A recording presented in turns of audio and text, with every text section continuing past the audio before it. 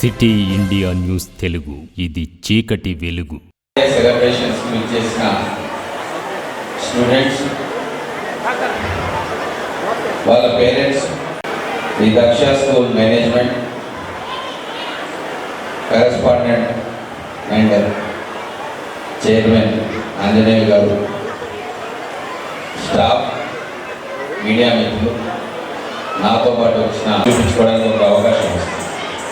అలాగే పేరెంట్స్కి కూడా మన పిల్లల పర్ఫార్మెన్స్తో పాటు మిగతా పిల్లల పర్ఫార్మెన్స్ని కూడా చూసి ఆనందించే అవకాశం వస్తుంది.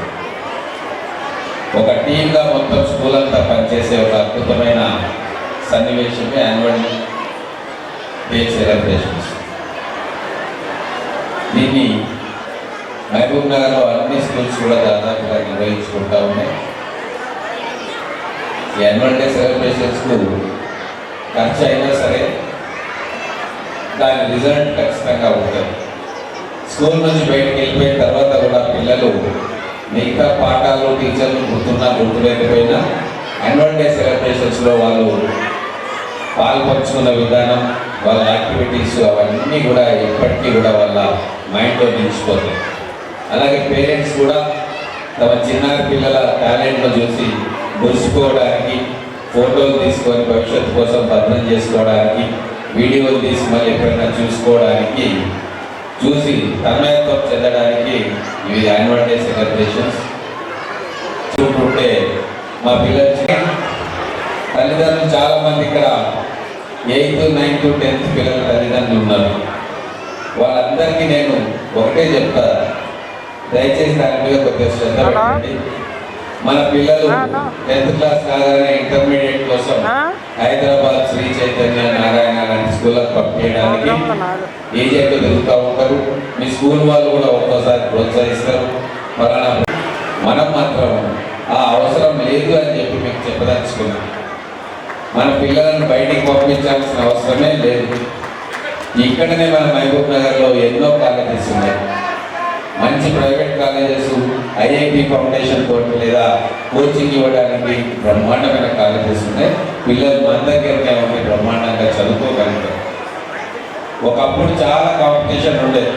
ఇంజనీరింగ్లో మనకు సీట్లు దొరికే పరిస్థితి లేదు, కానీ ఇప్పుడు సీట్లు మిగిలే పరిస్థితి ఉంది. కాబట్టి మీ పిల్లలకు ఒక 2-3 మార్కులు తక్కువ వచ్చినా, ఓ 2-3 వేల ర్యాంకు తక్కువ, విద్యార్థులు ఆత్మహత్యలు చేసుకుంటా ఉన్నారు. ఇంటర్మీడియట్ చదివే పిల్లలు దయచేసి అర్థం చేసుకోండి.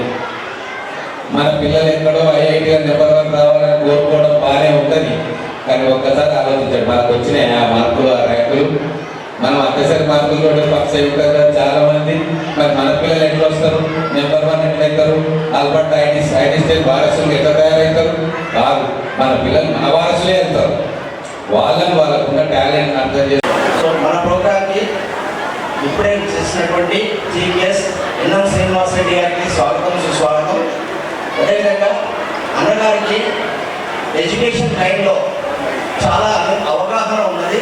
ఎన్నో సంవత్సరాల నుంచి ఈ ఎడ్యుకేషన్ అనేది ఏ విధంగా డెవలప్ చేయాలి, ఏ రకమైన మార్పులను తీసుకురావాలి అనేది చాలా అవగాహన ఉన్న వ్యక్తి. కాబట్టి మనకు డిజిటల్ కంటెంట్ అనేది ప్రతి స్కూల్కి సప్లై చేయడం జరిగింది.